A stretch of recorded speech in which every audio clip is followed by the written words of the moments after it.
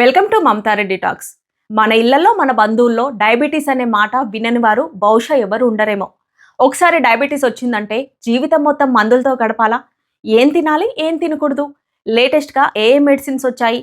Pre diabetic ఉన్న వాళ్ళు ఇప్పటి నుంచే ఎలాంటి జాగ్రత్తలు తీసుకుంటే ఫర్దర్గా డయాబెటీస్ రాకుండా ఉంటుంది? డయాబెటీస్ నిజంగా రివర్స్ చేయొచ్చా లేదా? ఇలాంటి విషయాలను క్లియర్గా సైంటిఫిక్గా తెలియచేయడానికి Yashoda hospital senior consultant physician and diabetologist doctor Dileep Gude గారు మనతో పాటు ఉన్నారు. వారితో మాట్లాడదాం. Hello sir. హలో సార్, ఈ మధ్య ఇండియాలో డయాబెటీస్ గురించి చాలామంది సఫర్ అవుతున్నారు ఆ డిసీజ్తో. సో నెక్స్ట్ అసలు డయాబెటీస్ అంటే ఏంటి, ఇనిషియల్గా గుర్తించాలంటే లక్షణాలు ఎలా ఉంటాయి? సో ఇండియాలోనే అని అంటానికి మీరు చూస్తే ఇప్పుడు ఒకటి క్యాలరీ ఇంటేక్. మన వాళ్ళు యూజువల్గా there is a thing called thin fat Indian phenotype. So అంటే కాళ్ళు చేతులు కానీ అప్పర్ బాడీ సన్నగా ఉండి పొట్ట దగ్గర విసరల్ ఫ్యాట్ ఎక్కువ ఉండటం అనేది Indian phenotype, thin fat Indian phenotype.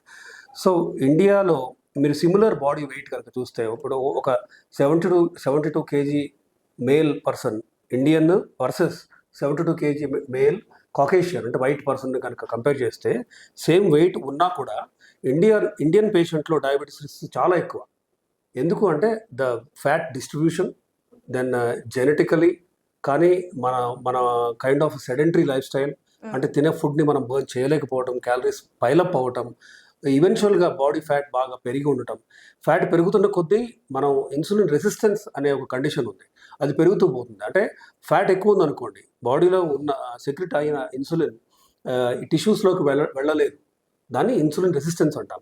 So body తద్వారా అంటే దాని రివర్స్ కూడా కరెక్టే. అంటే ఇన్సులిన్ సెన్సిటివిటీ ఉంది, బాడీ ఫ్యాట్ తగ్గుతూ వస్తున్నప్పుడు మీకు డయాబెటీస్ ఈజీగా మనం కంట్రోల్ చేయగలుగుతాం. ఇన్ఫ్యాక్ట్ కొంతమందిలో డయాబెటీస్ రివర్సల్ కూడా పాసిబుల్ బేసికలీ. సార్, అంటే ఇప్పుడు మనం ప్రోటీన్ ఫుడ్ ఎక్కువ తీసుకోవట్లేదు ఇండియన్స్ అని చెప్పేసి అంటూ ఉంటారు. అది దానివల్ల ఇలా అవుతుందా? ప్రోటీన్ తీసుకుంటే రివర్స్ చేసే ఆప్షన్స్ ఎంతవరకు ఉన్నాయి? కొంతవరకు అండి. బేసికలీ ఇండియన్ ఫుడ్ మీరు నార్త్ ఇండియా తీసుకున్నా, సౌత్ ఇండియా తీసుకున్నా కార్బోహైడ్రేట్ రిచ్ డైటే తీసుకుంటూ ఉంటాం మనం. నార్త్లో ఎస్పెషల్లీ కొంచెం వీట్ బేస్డ్ ఎక్కువ తింటారు, సౌత్లో రైస్ బేస్డ్ మనం ఎక్కువ తింటాం. ఈ రైస్ కూడా ప్యూర్లీ వైట్ రైస్ అంటే పాలిష్డ్ రైస్ తీసుకుంటూ ఉంటాం మనం. సో అంటే గత డికేడ్స్ 3-4 డికేడ్స్ నుంచి చూస్తే మీరు ద ఎంఫసిస్ అంటే సంహం మనం ప్రాసెస్డ్ ఫుడ్స్ వైపే వెళ్తున్నాం. ఇప్పుడు మీరు రోటీగానే తిన్నా కూడా రుమాల్ రోటీ, మైదా రోటీ అవుతుంది, white rice pure white rice అవుతుంది, ఇవన్నీ ప్రాసెస్డ్ ఫుడ్స్. మీరు అలా కాకుండా అన్ప్రాసెస్డ్ అంటే బ్రౌన్ రైస్ ఉంది for example, unpolished rice, or ఇప్పుడు మైదా అనుకోండి, అన్పాలిష్డ్ వీట్ ఆర్ మల్టీగ్రెయిన్తో చేసిన రోటీ ఫర్ ఎగ్జాంపుల్, జోవార్ కానీ బాజ్రా, సోర్గం ఇవన్నీ కూడా కలిపి వీటితో మీరు కనుక మల్టీగ్రెయిన్తో తీసుకొని, అంటే there or habits that can actually help you reverse ఈ డయాబెటీస్ అకరెన్స్. సో ఖచ్చితంగా డైట్లో మీరు ప్రోటీన్ శాతం పెంచుతూ, అగైన్ ఈ protein should be preferably from plants, అంటే ప్లాంట్ ప్రోటీన్ బాగా పెంచి, ఫైబర్ బాగా పెంచి, కార్బ్స్ అండ్ ఫ్యాట్ బాగా తగ్గిస్తే ఖచ్చితంగా డయాబెటీస్ వచ్చే రిస్క్ తగ్గించుకోవచ్చు. మీకు ఆల్రెడీ డయాబెటీస్ ఉన్నవాళ్ళు, మైల్డ్గా ఉన్నవాళ్ళు రివర్సల్ దిశగా కూడా మీరు వెళ్ళగలుగుతారు. సో డైట్లో కొన్ని చేంజెస్ చేస్తే ఖచ్చితంగా డయాబెటీస్ ట్రీట్మెంట్ అవ్వచ్చు, ప్రివెన్షన్ అవ్వచ్చు, ఖచ్చితంగా సాధ్యమే. అంటే ఎలాంటి ఎక్సర్సైజ్ చేయాలి, ఎలాంటి మెడికేషన్ ఉంటే రివర్స్ చేయొచ్చు? సో డయాబెటీస్ రివర్సల్ యాక్చువల్గా ఈ పదం వాడకండి అని ఏడిఏ, అమెరికన్ డయాబెటిక్ అసోసియేషన్ చెప్తున్నారు, ఇండియన్ ఎన్ఎంసీ కానీ ఆర్ఎస్ఎస్జే కానీ చెప్తున్నారు. రివర్సల్ కాదు, రిమిషన్ అనే పదం వాడండి. రిమిషన్ అంటే ఈ పర్టికులర్ పాయింట్ ఆఫ్ టైంలో, ఆర్ ఈ నెల అవ్వచ్చు, 6 months అవ్వచ్చు, ఈ పాయింట్ ఆఫ్ టైంలో మీకు డయాబెటీస్ లేదు అంటే, అంతకుముందు మీకు డయాబెటీస్ వచ్చి దాన్ని మీరు డయాబెటీస్ లేని అంటే బ్లడ్ టెస్ట్ చేసుకుంటే HbA1c 5.7 ఆర్ లెస్ ఉండటం, ఫాస్టింగ్ ఎప్పుడు చూసినా 100 ఆర్ 110 కంటే తక్కువ ఉండటం, దెన్ తిన్న తర్వాత ఎప్పుడు 150, 160 దాటకపోవటం మనం డయాబెటీస్ రిమిషన్గా అనొచ్చు. అయితే దీనికి ముఖ్యంగా 3 పిల్లర్స్. ఒకటి డైట్, మనం తినే డైట్లో మార్పులు చేయాల్సిందే, ఎక్సర్సైజ్ చేయాల్సిందే, అండ్ కొన్ని మందులు హెల్ప్ చేస్తాయి. ముఖ్యంగా మందుల వైపు వెళ్తే ఇప్పుడు మీరు వాడే డయాబెటీస్ మందుల్ని మార్చాల్సిన అవసరం ఉంది. GLP-1 క్లాస్ అని ఒకటి ఉంది, GLP-1 రిసెప్టర్ యాగనిస్ట్ క్లాస్లో. వీటిలో డ్యూలాగ్లూటైడ్, టెరిజోపటైడ్, సెమాగ్లూటైడ్, దెన్ ఇలా కొన్ని మందులు ఉన్నాయి, లిరాగ్లూటైడ్ అని. వీటిలో ఒకటి మనం ఖచ్చితంగా వాడాల్సిందే ఏది డయాబెటీస్ రిమిషన్ దిశగా వెళ్ళాలంటే. ఇంకొక వైపు SGLT2 ఇన్హిబిటర్స్ అంటే ఎంపాగ్లిఫ్లోజిన్, క్యానగ్లిఫోజిన్, డాపర్గ్లిఫోజిన్, వీటిలో ఒకటి ఖచ్చితంగా వాడాల్సిందే. సో ఈ కాంబినేషన్తో మీరు మెట్ఫార్మిన్, ఏకార్బోస్, దెన్ ఓర్లిస్టాట్, ఇట్లా కొన్ని మందులు ఉన్నాయి. ఇవి వాడకుండా మీరు పాతకాలం 20 ఏళ్ల క్రితం ఉన్న సల్ఫోనల్ యూరియా మందులు అంటే గ్లిబెన్క్లమైడ్, గ్లిపిజైడ్, గ్లిమిపరైడ్ ఈ మందులు వాడితే ఖచ్చితంగా మీకు బరువు పెరుగుతూ ఉంటారు ఒక పక్క. ఇంకో పక్క బీటా సెల్స్ని ఆల్రెడీ చనిపోతున్న బీటా సెల్స్ని ఇంకా ఫాస్ట్గా వేగవంతంగా ఫెయిల్యూర్లోకి నెడుతున్నారు. కాబట్టి పాతకాలపు సల్ఫోనల్ యూరియా మందులు ఆపండి. ఇన్సులిన్ కూడా ఇన్ఫ్యాక్ట్ చాలా రెవల్యూషనరీ కొత్త ఇన్సులిన్స్ వచ్చాయి మార్కెట్లో. ఇప్పుడు సెకండ్ జనరేషన్ బేసల్ ఇన్సులిన్ అని వచ్చింది. ఇది పూర్తిగా 36 అవర్స్ 48 అవర్స్ పనిచేసే ఇన్సులిన్. స్లోగా అంటే ఎలాంటి హైపోగ్లైసిమియా అంటే షుగర్ పడిపోయే రిస్క్ ఉండకుండా దాన్ని రోజుకు ఒక్కసారి మాత్రమే తీసుకుంటే సరిపోయే కొత్త ఇన్సులిన్స్ వచ్చాయి. సో ఈ కొత్త ఇన్సులిన్స్ వాడకం అండ్ ఈ 2 క్లాసులు GLP-1 SGLT2 ఇన్హిబిటర్స్ క్లాసులు దెన్ మెట్ఫార్మిన్ ఇలా మందుల్లో మార్పులు కనుక మీరు చేస్తే మీరు ఖచ్చితంగా రిమిషన్ ఆర్ రివర్సల్ దిశగా వెళ్ళొచ్చు. అండ్ సల్ఫోనల్ యూరియా వాడకం అండ్ పాత ఇన్సులిన్ వాడకం మీరు ఖచ్చితంగా ఆపేయాలి. 4th లైన్ డ్రగ్స్ అవి అంటే ఫస్ట్, సెకండ్, థర్డ్ లైన్ మందులు పనిచేయకపోతే వాడాల్సిన మందులే. అన్ఫార్చునేట్లీ ఇండియాలో 80 to 90% మంది ఇవే మందుల మీద ఉన్నారు. ఈ గ్లిమిపరైడ్, గ్లిక్లోజైడ్, గ్లిబెన్క్లమైడ్. ఎందుకు అంటే ఇవి కాస్ట్ బాగా తక్కువ అండ్ పొటెంట్. ఇవి అంటే వేసుకున్న వెంటనే బాగా షుగర్ పడేసే గుణం ఉన్న మందులు ఇవి. కాకపోతే ఈ మందుల వాడకాన్ని మనం ఎంత తక్కువ చేస్తే అంత మంచిది. రిమిషన్కి హెల్ప్ చేసే మందులు కావు ఇవి. కాబట్టి ఒకవైపు మందులు, ఇంకొక వైపు డైట్లో ఏం చేంజెస్ చేస్తే మనం ప్రీ డయాబెటిక్ నాన్ డయాబెటిక్గా చేయొచ్చు ఒక డయాబెటిక్ పేషెంట్ని అంటే ఖచ్చితంగా మనం షిఫ్ట్ చేయాలి. మీరు ఫైబర్ రిచ్ ఫుడ్స్ బాగా తీసుకోవాలి 3 పూట్ల. అవి ఏంటి? టొమాటో, క్యారెట్, కీరా, ఉడకబెట్టిన బ్రాకొలీ, లెటస్, క్యాప్సికమ్, స్పినాచ్. ఇలా ఫైబర్కి లిమిట్ లేదు. వెజ్జీస్ అన్నీ తీసుకోవచ్చు. ఫ్రూట్స్లో ఉన్న యాంటీ ఆక్సిడెంట్ బెనిఫిట్స్ ఈ వెజ్జీస్లో కూడా ఉంటాయి, ఈ ఫ్రెష్ వెజిటబుల్స్లో. సో ఇవి తీసుకోవాలి. ఒక పక్క షుగరు పెరగవు, మీకు ఫైబరు పెరుగుతుంది. ఇంకొక పక్క ప్లాంట్ ప్రోటీన్ ఎక్కువ తీసుకోవాలి మీరు. అంటే ఉడకబెట్టిన soya, kabuli chana, rajma, beans, then moong dal, toor dal, urad dal, అన్ని దాల్స్ మంచివే. పీస్ అండ్ పీనట్స్, పల్లీలు బఠానీలు బాయిల్ చేసుకొని ఇలా ప్లాంట్ ప్రోటీన్లో మనకి చాలా ఆప్షన్స్ ఉన్నాయి. వీటి మనం లిమిట్ చేయాల్సిన అవసరమే లేదు. సో ఒక పక్క plant protein, then fibre and ఎగ్లో మీరు వైట్, ఉడకబెట్టిన ఎగ్ యొక్క వైట్ సేఫ్గా 3-4 కూడా తినచ్చు, అన్లెస్ మీకు కిడ్నీ ప్రాబ్లం ఉంటే తప్ప. దెన్ ఫిష్, చికెన్ కూడా తినచ్చు, బాయిల్డ్ మాత్రమే, ఫ్రై చేసి తినకూడదు. అండ్ అవి కూడా రైస్ రోటీతో కాదు, ఫిష్ చికెన్ పీసెస్ తినండి, వెజ్జీస్తో తినండి. ఈ టొమాటో, క్యారెట్, కీరా, బ్రాకొలీ ఈ వెజ్జీస్తో pieces of fish or chicken వేసుకొని బాయిల్డ్ అయితే మీరు తినచ్చు. సో ఫుడ్లో మార్పులు చేస్తే కూడా ఇన్ఫ్యాక్ట్ 50% ఈ షుగర్ మందుల మోతాదు, నెంబర్ ఆఫ్ మెడిసిన్స్ మీరు తగ్గించుకోవచ్చు. ఇన్సులిన్ వాడకం పర్ డే మీరు say for example 60-70 units of insulin వాడుతున్నారు. మీరు డైట్లో మార్పులు చేస్తే దాన్ని సరాసరి 30కి తీసుకురావచ్చు. సో ఇలా తీసుకొచ్చినప్పుడు షుగర్ పడిపోయే రిస్క్ తగ్గుతుంది, బాడీ ఫ్యాట్ పెరగటం కూడా తగ్గుతుంది.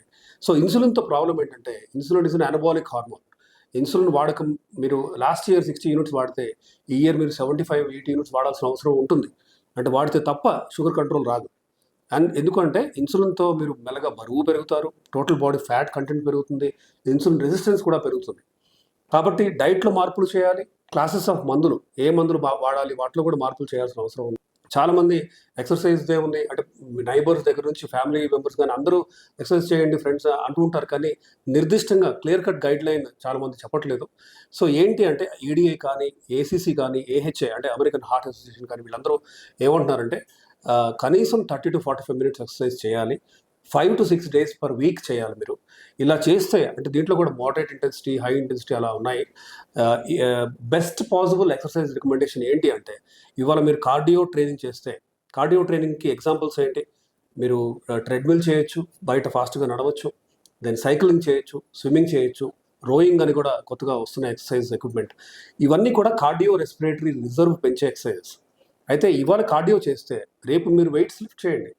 ఓకే, మీరు 50-60 ఏజ్ గ్రూప్ అయినా సరే 3 kg 4 kg డంబెల్స్తో ఫర్ ఎగ్జాంపుల్ మీరు వెయిట్స్ లిఫ్ట్ చేయొచ్చు. మీరు బైసెప్స్ కానీ, ట్రైసెప్స్ కానీ, షోల్డర్ ఇట్లా రకరకాల మజిల్ గ్రూప్స్కి బల్క్ పెంచే విధంగా ఎక్సర్సైజ్ చేయొచ్చు. సింప్లెస్ట్ ఎక్సర్సైజ్ ఏంటంటే ఒక 3-4 kg డంబెల్ పట్టుకొని జస్ట్ కూర్చొని లేవండి, స్క్వాట్స్ అంటాం. సో వీటితో కాలి అంటే ఇప్పుడు thigh muscle, calf muscle, front and back different muscle groups కూడా బల్క్ పెరుగుతాయి. సో మజిల్ బల్క్ మీరు పెంచుకుంటూ కార్డియో రెస్పిరేటరీ రిజర్వ్ కూడా పెంచుకుంటూ పోతే ఖచ్చితంగా మీ ఇన్సులిన్ వాడకం కూడా తగ్గుతుంది. అండ్ కొంతమందిలో అసలు ఇన్సులిన్ వాడకం ఆపేయచ్చు. ఈ కొత్త క్లాస్ ఆఫ్ మందులతో 60-70 యూనిట్లు పర్ డే వాడే వాళ్ళని కూడా మనం అసలు ఇన్సులిన్ లేకుండా కూడా చేయగలం. ఇప్పుడు ప్రీ డయాబెటిక్ అని చెప్తూ ఉంటారు కదా, ఒక పర్సన్ ప్రీ డయాబెటిక్ అని ఎలా తెలుస్తుంది? డాక్టర్ దగ్గరికి వెళ్ళి ఎలాంటి టెస్టులు చేయించుకోవాలి? సో సింపుల్ అండి, ప్రీ డయాబెటిక్ పేషెంట్స్కి సపరేట్ సిమ్టమ్స్ అంటూ ఉండవు. సో ఓన్లీ బ్లడ్ టెస్టే హెల్ప్ చేస్తుంది మీకు. మీకు ఫాస్టింగ్ కనుక 100 దాటితే మీరు ప్రీ డయాబెటిక్ కింద లెక్క. 100 to 126 ఉంటాయి. అఫ్ కోర్స్ 126 దాటితే ఫాస్టింగ్ మీరు డయాబెటిక్ కింద లెక్క. So 100 to 110 in fact pre diabetic అంటాము. అంటే ఇవాళ ప్రీ డయాబెటిక్ పేషెంట్ రేపు డయాబెటీస్ రాబోతుంది వీళ్ళకి. అండ్ తిన్న తర్వాత at any point of time 150 దాటితే మీకు ప్రీ డయాబెటీస్ ఉన్నట్టే. ఇక అతి ముఖ్యమైన డయాగ్నోస్టిక్ క్రైటీరియాలో 5.7 HbA1c నుంచి 6.5 వరకు మనం ప్రీ డయాబెటిక్ అంటాం. సో వీళ్ళందరూ ఏంటంటే ఇవాళ ప్రీ డయాబెటిక్ పేషెంట్ అది రేపు అంటే 6 నెలల్లో 1 year 2 నెలల్లోనో డయాబెటీస్ రాబోతుంది. అంటే బాడీ మనకి సంకేతాలు ఇస్తుంది, మనం వినాలి, కేర్ఫుల్గా విని వీ షుడ్. ఇప్పుడు ఇదొక స్పెక్ట్రమ్. ఒకవైపు లెఫ్ట్ హ్యాండ్లో నాన్ డయాబెటిక్ ఉంటే, రైట్ హ్యాండ్లో సివియర్ డయాబెటీస్ ఉంటే, మధ్యలో ఉన్నవాళ్ళు ప్రీ డయాబెటిక్. ప్రీ డయాబెటిక్ పేషెంట్స్ని లెఫ్ట్ సైడ్ ఆఫ్ ద స్పెక్ట్రమ్కి మనం ఖచ్చితంగా హెల్ప్ చేయొచ్చు వాళ్ళు వెళ్ళే విధంగా. దీనికి కూడా ఇన్ఫ్యాక్ట్ ఊబకాయం బాగా ఉంటే, మీకు బాడీ వెయిట్ కనుక మీ బిఎంఐ ఫర్ ఎగ్జాంపుల్ 25 దాటి 27 దాటి ఉంది, మీకు మీ ప్రీ డయాబెటిక్ రిస్క్లో ఉన్నారు మీ బ్లడ్ టెస్ట్ పరంగా అంటే, ఖచ్చితంగా కొంత మందులు కూడా మనం ఇవ్వాల్సిన అవసరం ఉంది, along with diet and exercise. Pre diabetic patient కూడా డైట్ ఎక్సర్సైజ్ మనం డయాబెటిక్ పేషెంట్కి ఎలా చెప్తామో అదే విధంగా వాళ్ళు కూడా పాటించాలి. ఇన్ఫ్యాక్ట్ నాన్ డయాబెటిక్ పేషెంట్స్ కూడా, ఫర్ ఎగ్జాంపుల్ నాకు దేవుడి దేవల్ నాకు డయాబెటీస్ లేదు, కానీ నేను చెప్పిన రికమెండేషనే ఐ ఫాలో. అంటే నేను వైట్ రైస్ లాంటివి హై గ్లైసెమిక్ ఇండెక్స్ ఫుడ్స్ లంచ్కి తిని 4-5 ఏళ్ళు అవుతుంది. సో బేసికలీ వి ఆల్, అంటే ఈవెన్ డాక్టర్స్ కూడా we follow the same thing. అంటే మనకు తెలిసినప్పుడు హై గ్లైసెమిక్ ఇండెక్స్ ఫుడ్ అంటే ఏంటి, తినగానే జీర్ణమయ్యి షుగర్ స్పైక్ అవ్వటాన్ని హై గ్లైసెమిక్ ఇండెక్స్ ఫుడ్ అంటాం. దీనికి ఒక నెంబర్ అనేది ఉంది. మనం 30 కంటే తక్కువ గ్లైసెమిక్ ఇండెక్స్ ఫుడ్స్ని తీసుకుంటే ఒక పక్క మనకి ఇమీడియట్గా ఆకలి వేయదు. అంటే తిన్న గంటలోనే, ఇప్పుడు మీరు ఇడ్లీ తిన్నారు ఫర్ ఎగ్జాంపుల్, మీకు ఒక గంటలో ఆకలి వేస్తుంది. ఓకే, 3 ఇడ్లీలు తిన్నారు, 4 ఇడ్లీలు తిన్నారు. అదే 2 చపాతీలు తిన్నారు, మీకు 3 గంటల వరకు ఆకలేదు. సో మల్టీగ్రెయిన్తో తిన్న రోటీతో ఫర్ ఎగ్జాంపుల్ మీకు ఏం జరుగుతుంది, కాంప్లెక్స్ కార్బ్స్ ఎక్కువ ఉన్నాయి, ప్రోటీన్ ఎక్కువ ఉంది, ఫైబర్ ఎక్కువ ఉంది. కాబట్టి మీ బాడీ, మీ ఇంటెస్టైన్స్ వీటిని డైజెస్ట్ చేసుకోవడానికి కొంత టైం తీసుకుంటుంది. సో అది మంచిది. మీరు తినగానే షుగర్ స్పైక్ అవ్వకుండా బ్లంట్ అవుతుంది. సో ఫుడ్లోనే మనం చాలా చేంజెస్ చేయొచ్చు. తద్వారా బోత్ డయాబెటిక్కి ప్రీ డయాబెటిక్ పేషెంట్స్ కూడా మనం ఇలా హెల్ప్ చేయొచ్చు. So pre diabetic patient non diabetic అవ్వాలంటే కొంతమందిలో ఒబిసిటీ కనుక ఉంటే, ఓవర్ వెయిట్ కనుక ఉంటే మందులు ఇవ్వాల్సిన అవసరం కూడా ఉంది. ఈ మందులతో పాటు ప్లస్ డైట్ ఎక్సర్సైజ్ ఫాలో అవుతే ఖచ్చితంగా నెక్స్ట్ 10 yearsలో వచ్చే డయాబెటీస్ని మీరు నాన్ డయాబెటిక్ అంటే రాకుండా చేయొచ్చు. ఆర్ జెనెటిక్గా మీరు ప్రిడిస్పోజ్ అయితే, అంటే పేరెంట్స్ ఇద్దరికి డయాబెటీస్ ఉంటే మీకు డయాబెటీస్ వచ్చే రిస్క్ ఎక్కువ ఉంటే, మీరు ఇప్పుడు 25లో ఉన్నారనుకోండి, మీ డయాబెటీస్ 40కి వచ్చే విధంగా మనం నెట్టచ్చు. అంటే పోస్ట్ పోన్ కూడా చేయొచ్చు డయాబెటీస్ ఆన్సెట్ని. సార్, ఇప్పుడు ఫ్రూట్స్ విషయానికి వస్తే ఏ ఫ్రూట్స్ తినాలి, ఏ ఫ్రూట్స్ తినకూడదు? సో ఇది చాలా common and important question. In fact ఇప్పుడు మీకు మైల్డ్ డయాబెటీసే ఉంది, మీ HbA1c 6.5 6.4 ఆర్ ఆసిలేట్ అవుతుంది, 7 కంటే తక్కువ ఉంది. అప్పుడు మీరు అప్పుడప్పుడు పచ్చిగా ఉన్న ఫ్రూట్స్ తినచ్చు. అంటే నోటికి బాగా తీయగా అనిపించని ఫ్రూట్స్ మీరు తీసుకోవచ్చు. ఫర్ ఎగ్జాంపుల్ మీరు పపాయ పచ్చిగా ఉంది తీసుకోవచ్చు, గోవా పచ్చిగా ఉంది, ఓకే, అంటే జామకాయ బెటర్ దాన్ జామ పండు. సో అలా ఇప్పుడు మీరు డ్రాగన్ ఫ్రూట్ తీసుకోవచ్చు, యావకాడో తీసుకోవచ్చు. సో ఫ్రూట్స్లో మీరు తీసుకోవాల్సినవి తినగానే తీయగా అనిపించని ఫ్రూట్స్. అంటే ఫర్ ఎగ్జాంపుల్ సీతాఫల్ ఆర్ గ్రేప్స్, గ్రీన్ గ్రేప్స్ ఇప్పుడు హైబ్రిడ్ అన్నీ బాగా తీయగా ఉంటాయి, అవన్నీ మీరు ఖచ్చితంగా అవాయిడ్ చేయాల్సిన ఫ్రూట్స్ ఇవి. ఇకపోతే ఫ్రూట్స్లో ఉన్న మంచి గుణాలు అంటే యాంటీ ఆక్సిడెంట్స్ ఫ్రెష్ వెజిటబుల్స్లో కూడా ఉంటాయి. సో మీరు డిఫరెన్షియేట్ చేయకుండా vegetables or your new fruits అలా మీరు ఫోకస్ చేస్తే ఖచ్చితంగా ఒకవైపు బెనిఫిట్స్ అందుతున్నాయి, ఇంకోవైపు ఫైబర్ అందుతుంది బాడీకి, దెన్ లైకోపీన్ అని, దెన్ విటమిన్స్ అండ్ మినరల్స్ ఇవన్నీ కూడా మీకు అందుతాయి. కాకరకాయ రసం అని, వేపకు దంచి తీసుకోవడం అని ఇలా చేస్తుంటారా, అది సేఫ్ అంటారా? సో వీటి వల్ల నష్టం లేదండి. ఇన్ఫ్యాక్ట్ బెనిఫిట్ ఉందా అంటే, కాకరకాయ జ్యూస్ చేసి పల్ప్ తీసేస్తున్నారు మీరు తాగుతున్నారు అంటే అఫ్కోర్స్ అది బెనిఫిట్ ఖచ్చితంగా లేదు, నో డౌట్. కానీ నష్టం ఉందా అంటే నష్టం కూడా లేదు. కానీ మీకు సెటైటీ ఉంది. అంటే మీకు తినగానే ఇప్పుడు ఇప్పుడు మీరు ఫర్ ఎగ్జాంపుల్ కాకరకాయ జ్యూస్ తాగుతారు, ఒక గంట తర్వాత బ్రేక్ఫాస్ట్ చేయబోతున్నారు. మీరు కాకరకాయ జ్యూస్ తాగకుండా కనుక బ్రేక్ఫాస్ట్ చేసేటైతే 3 చపాతీలు తింటారేమో. బట్ ఈ జ్యూస్ తాగారు కాబట్టి 1.5 చపాతీయే తింటారు. తద్వారా షుగర్ స్పైక్ అవ్వదు, మీ బాడీలో ఫ్యాట్ వెళ్ళి కూర్చోవడం కూడా తక్కువే ఉంటుంది. కాబట్టి సెటైటీకి హెల్ప్ చేస్తుంది, కరెక్టే. అండ్ వేపాకు కూడా కోర్స్ నష్టం లేదు, నీమ్ అనేది మంచిదే నో డౌట్, బట్ అపారమైన బెనిఫిట్ ఉందా వీటితో అంటే ఖచ్చితంగా లేదని చెప్పాలి. సార్ స్వీట్స్ తింటే షుగర్ వస్తుంది అని చెప్పేసి అది నిజమా అపోహ మాత్రమేనా? స్వీట్స్ యూజువల్గా మీకు డయాబెటీస్ ఉన్నా లేకపోయినా స్వీట్స్ తినడం అనేది యూజువల్గా మనం రికమెండ్ చేయము. మీ ఏజ్ 30 దాటి ఉంటే 35 అట్లా దాటి ఉన్నప్పుడు జనరల్గా ఎంత తక్కువ స్వీట్స్ తింటే అంత మంచిది. కానీ కేవలం స్వీట్స్ తినడం వల్లనే డయాబెటీస్ వస్తుందా అంటే లేదు. మీకు జెనెటిక్గా ప్రిడిస్పోజ్ అయి ఉండాలి, మీ బాడీ ఫ్యాట్ కంటెంట్ బాగా పెరిగి ఉండి, అలాంటి టైంలో మీరు ప్రీ డయాబెటిక్ రిస్క్లో ఉన్నప్పుడు మాత్రం మీరు స్వీట్స్ తింటే ఖచ్చితంగా మీరు త్వరగా డయాబెటీస్ అయ్యే రిస్క్ పెరుగుతుంది. కానీ కేవలం స్వీట్స్ తినడం వల్ల మీకు జెనెటిక్ ప్రిడిస్పోజిషన్ లేకుండా మీ బాడీ ఫ్యాట్ కంటెంట్ నార్మల్ బిఎంఐలో ఉండి ఓన్లీ స్వీట్ తింటున్నారు కాబట్టి డయాబెటీస్ మాత్రం రాకపోవచ్చు. సార్ డయాబెటీస్ వచ్చిన వాళ్ళకి కిడ్నీస్ పైన ఎలాంటి ఎఫెక్ట్ పడుతుంది, వాళ్ళు ఎలాంటి ప్రికాషన్స్ తీసుకోవాలి? ఇది very very important. In fact diabetic పేషెంట్కి ఉన్న రిస్క్ ఫ్యాక్టర్స్లో అంటే కాంప్లికేషన్స్ కనుక మీరు చూస్తే ఫస్ట్ హార్ట్, తర్వాత kidney, then retina, nerves, then brain, పక్షవాతం రిస్క్ పెరుగుతుంది, గ్యాంగ్రీన్, కాళ్ళలో రక్త సరఫరా తగ్గి డయాబెటిక్ ఫుట్ వచ్చే రిస్క్ ఇలా పెరుగుతుంది. ఇకపోతే ముఖ్యంగా డయాబెటిక్ కిడ్నీ డిసీజ్ చాలామందికి క్రియాటినిన్ అనే టెస్ట్ చూసి దాన్ని చూసి మాత్రమే బాగానే ఉంది కదా మాకు క్రియాటినిన్ అంటే రిఫరెన్స్ రేంజ్ చూస్తూ ఉంటారు పక్కన. ఈ మధ్య ప్రతి ల్యాబ్ వాళ్ళ పేషెంట్ ల్యాబ్ వాల్యూతో పాటు పక్కన నార్మల్ వాల్యూస్ అని రాస్తున్నారు. మీరు అది చూసి ఇంటర్ప్రిట్ చేయకండి. Let a qualified physician or diabetologist or endocrinologist or nephrologist మీ వాల్యూస్ని ఇంటర్ప్రిట్ చేయనివ్వండి. ఎందుకంటే ఎస్టిమేటెడ్ జిఎఫ్ఆర్ అంటే గ్లోమరులార్ ఫిల్ట్రేషన్ రేట్ అని ఉంది. ఈ ఈజిఎఫ్ఆర్ నార్మల్గా డయాబెటిక్ కిడ్నీ డిసీజ్లో ఫస్ట్ స్టేజ్లో పెరిగి ఉంటుంది. అంటే నార్మల్గా ఈజిఎఫ్ఆర్ తగ్గుతూ వస్తుంటేనే కిడ్నీ ప్రాబ్లం వర్స్ అవుతుందని అర్థం. కానీ first stage of diabetic kidney డిసీజ్లో మీకు ఈజిఎఫ్ఆర్ 120 రేంజ్లో ఉంటుంది. మీ క్రియాటినిన్ ఇంతకుముందు 0.9 ఉంటే ఇప్పుడు 0.6 అవుతుంది. ఇది ఫాల్స్ రీఅష్యూరెన్స్. అంటే చాలామందికి బాగుందిలే అనుకుంటారు, కానీ ఇది యాక్చువల్గా మీకు నష్టం జరుగుతుంది. Simple test that can pick up kidney problem early on much before creatinine or eGFR ఏంటి అంటే యూరిన్ ఆల్బ్యూమిన్ క్రియాటినిన్ రేషియో. సింపుల్గా చెప్పాలంటే యూరిన్లో ప్రోటీన్ పోవటంని గుర్తుపట్టే టెస్ట్ ఇది. అంటే యూఏసిఆర్. ఇది సింపుల్గా బెడ్ సైడ్ ఆర్ అంటే మీకు ఒక 10 నిమిషాల్లో వచ్చే టెస్ట్ రిజల్ట్ ఇది. అంటే యూరిన్లో నార్మల్గా మంచి హెల్దీ కిడ్నీస్ ప్రోటీన్ పోకుండా కన్జర్వ్ చేయగలగాలి. లేదు డయాబెటిక్ కిడ్నీ డిసీజ్లో కిడ్నీ డ్యామేజ్ జరిగినప్పుడు ఈ కన్జర్వ్ చేసే కెపాసిటీ పోయి యూరిన్ వెళ్తున్నప్పుడు ప్రోటీన్ కూడా వెళ్తుంది. So that is a risk. ఎంత ప్రోటీన్ వెళ్తుంది అనేది కూడా ఒక రిస్క్ ఫ్యాక్టరే. నార్మల్గా 30 దాటకూడదు, 30 మిల్లీగ్రామ్స్ దాటకూడదు. అది 30 నుంచి ఇప్పుడు 100 అవుతుంది ఫర్ ఎగ్జాంపుల్. 30 దాటుతుందంటే మైక్రో ఆల్బ్యూరియా ఉంది. 300 దాటుతుంది అంటే మ్యాక్రో ఆల్బ్యూరియా ఉంది అని. 3 గ్రామ్స్ దాటుతుంది అనుకోండి, అది నెఫ్రోటిక్ రేంజ్ ప్రోటీన్యూరియా అంటే డేంజర్.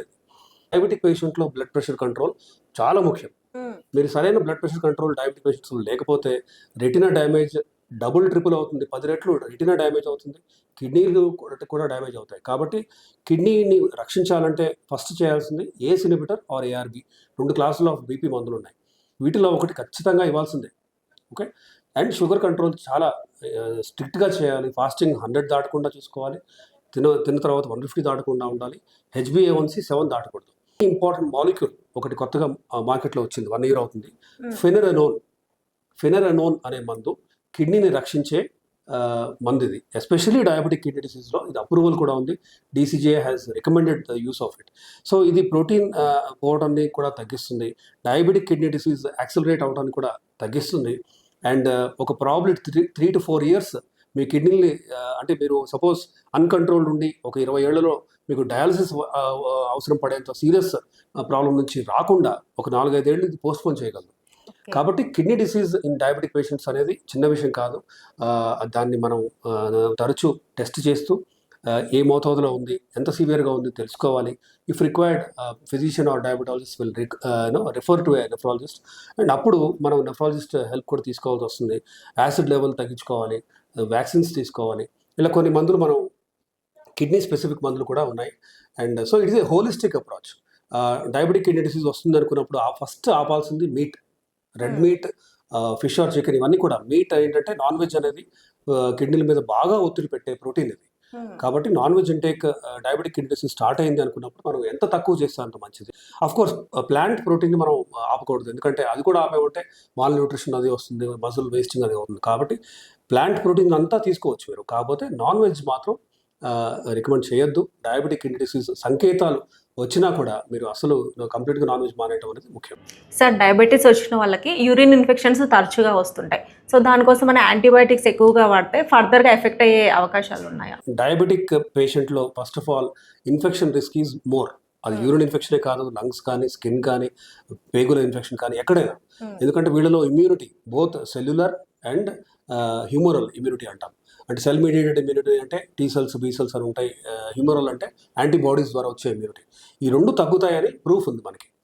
ఇకపోతే డయాబెటీస్ తగ్గడానికి ఇచ్చే ఒక మందు SGLT క్లాస్ అనేది మీకు గ్లూకోసూరియా కాజ్ చేస్తుంది. అంటే యూరిన్లో షుగర్ వెళ్ళిపోయే ఒక ప్రాపర్టీ. యూరిన్లో షుగర్ వెళ్ళిపోతున్నప్పుడు ఆబ్వియస్లీ ఈ ఫంగస్, బ్యాక్టీరియా వీటికి షుగర్ ఇష్టం కాబట్టి జెనైటల్ ఇన్ఫెక్షన్స్ రిస్క్ పెరుగుతుంది. జెనైటల్ ఇన్ఫెక్షన్ పెరిగినప్పుడు తద్వారా యురెత్రా, బ్లాడర్, యురెటర్స్, కిడ్నీలకి పైకి వెళ్ళే ఛాన్స్ కూడా పెరుగుతుంది. సో దీన్ని ఏమంటామంటే జెనైటో యూరినరీ ఇన్ఫెక్షన్స్ రిస్క్ పెరుగుతుంది. కాబట్టి అలా ఉంది, జెనైటల్ ఇన్ఫెక్షన్ ఉంది అనుకున్నప్పుడు టెంపరీగా ఈ క్లాస్ మందులు ఆపాలి. కాకపోతే యాంటీబయాటిక్ ప్రొలాంగ్డ్ యూజ్ అనేది మంచిది కాదు. ఎందుకంటే మల్టీ డ్రగ్ రెసిస్టెంట్ బ్యాక్టీరియాని మీరే ఎంకరేజ్ చేస్తున్నారు. ఇవి ప్రబలేలాగా దోహదపడేలా చేస్తున్నారు మీరు. కాబట్టి యాంటీబయాటిక్ యూజ్ వాడినా టెంపరీగా 5 రోజులు వాడి ఆపేయాలి. ఈ క్లాస్ మందులు ఆపినప్పుడు మంచి షుగర్ కంట్రోల్ ఉన్నప్పుడు రిస్క్ ఖచ్చితంగా తగ్గుతుంది, నియర్ జీరో కూడా అవుతుంది. కాబట్టి antibiotic usage should not be for months together. Maybe maximum 1 week, లేదు అంటే 2 వీక్స్. బట్ మీరు ముఖ్యంగా మీ కంట్రోల్ బాగున్నప్పుడు, ఫాస్టింగ్ 100 తిన్న తర్వాత 150 ఉన్నప్పుడు మీకు రిస్క్ ఆఫ్ ఇన్ఫెక్షన్సే తగ్గుతుంది.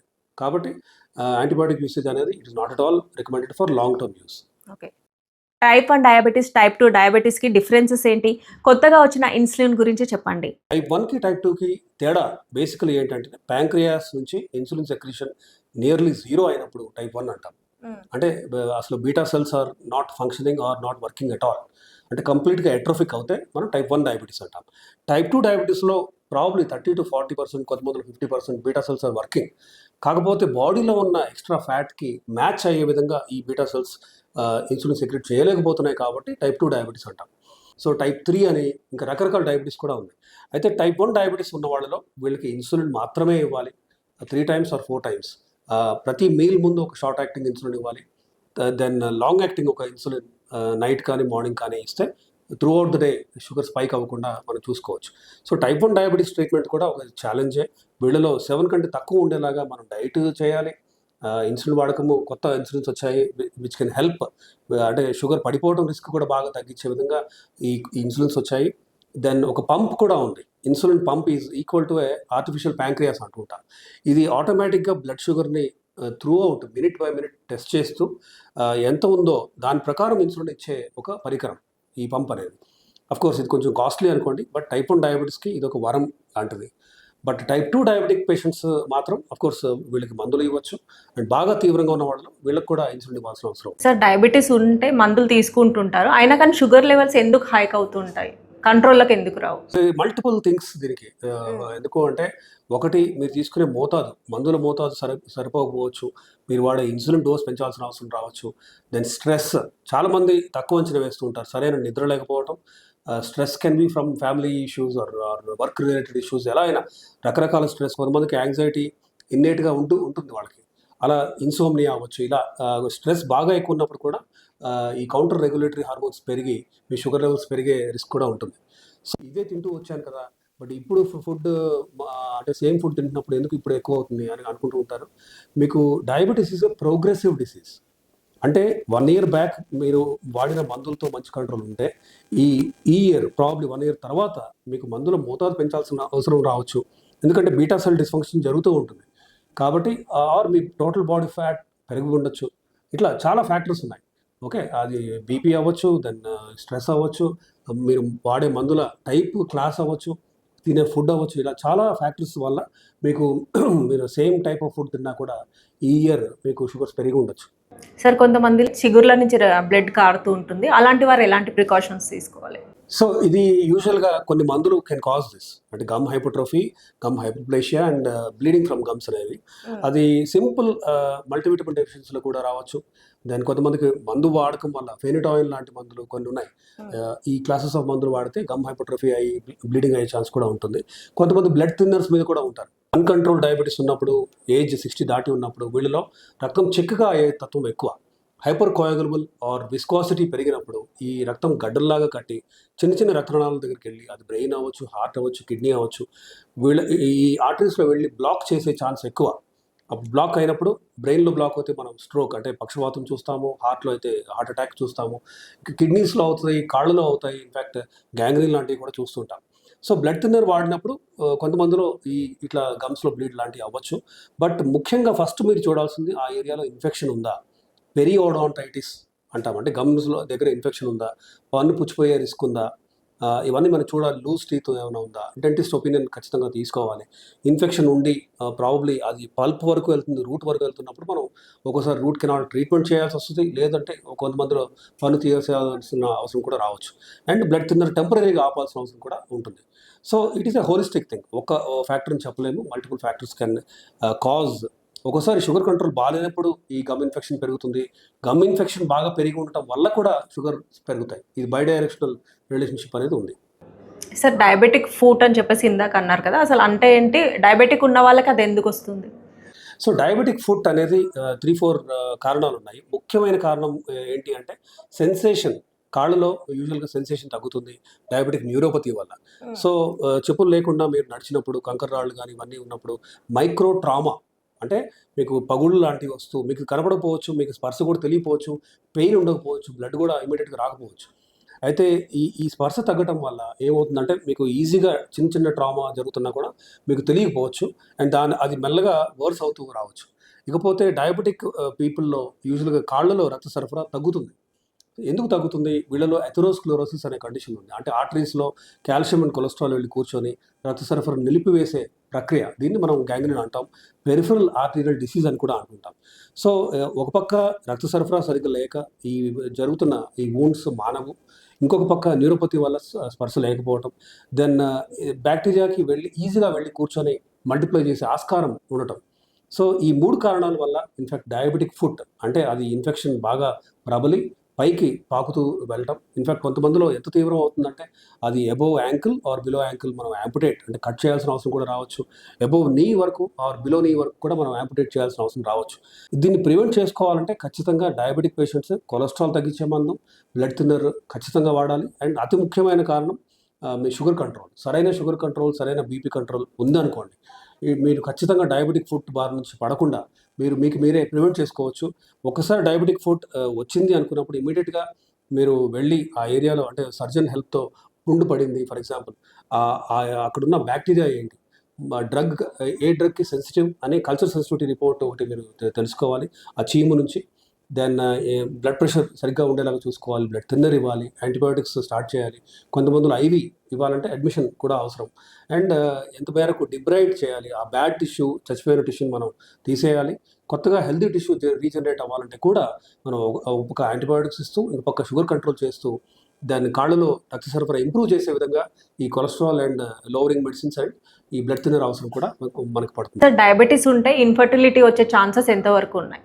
ఇది చాలా ఇంపార్టెంట్ విషయం. ఇన్‌ఫాక్ట్ షుగర్ కంట్రోల్ బాలేనప్పుడు ఫెర్టిలిటీ తగ్గుతుంది. అది మేల్స్‌లో కూడా, ఫీమేల్స్‌లో కూడా. హ్మ్. అంటే మేల్స్‌లో యూజువల్‌గా స్పెర్మ్ జెనెసిస్, స్పెర్మటోజెనెసిస్ అవ్వచ్చు, హెల్తీ స్పెర్మ్ అవ్వచ్చు. ఇది తగ్గుతుంది. ఫీమేల్స్‌లో ఎస్పెషల్లీ ఓవులేషన్ ప్రాబ్లమ్స్, పీరియడ్స్ రెగ్యులర్‌గా రాకపోవటం, ఎక్కువ బ్లీడ్ అవ్వటం, దెన్ ఓవమ్ రిలీజ్ కూడా ఎఫెక్ట్ అవుతుంది. ఓవరాల్ ఇన్‌ఫర్టిలిటీకి కూడా డయాబెటిస్ అవినాభావ లింక్ ఉంది.